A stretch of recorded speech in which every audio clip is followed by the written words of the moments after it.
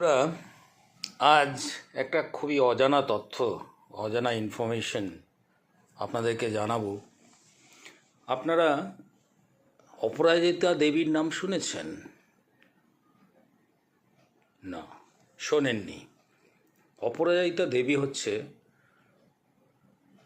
ছদ্মনাম একজন মহিলা কবির। সেই কবির নাম হচ্ছে রাধারানী দেবী। এই রাধারানী দেবী কে ছিলেন সেটা শুনলে সেটা আরও চমকপ্রদ। তিনি হচ্ছেন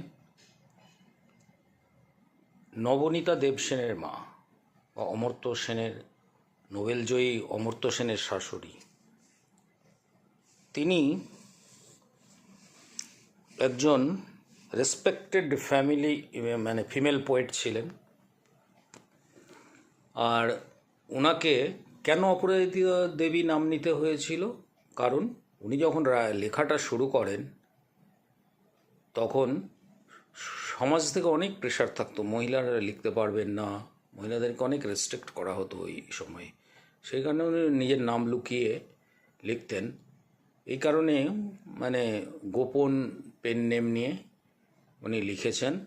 এবং আপনারা জানেন যে ওনার মেয়ে Nabanita Dev Sen such a prolific writer এবং হ্যাভিং সো মেনি কোয়ালিটিস। তো বন্ধুরা, সবাই ভালো থাকবেন। অজানা তথ্য জানাতে পেরে আমি নিজে খুব খুশি। খুব কমজনেই হয়তো এগুলো জানেন, আবার অনেকে জানেনও। আমার সবসময় প্রচেষ্টা থাকে নতুন তথ্য সামনে হাজির করার। বন্ধুরা ভালো থাকবেন। বড়দের আমার প্রণাম, ছোটদের ভালোবাসা এবং বন্ধুদের প্রীতি ও শুভেচ্ছা। Happy mind, happy health. Thank you.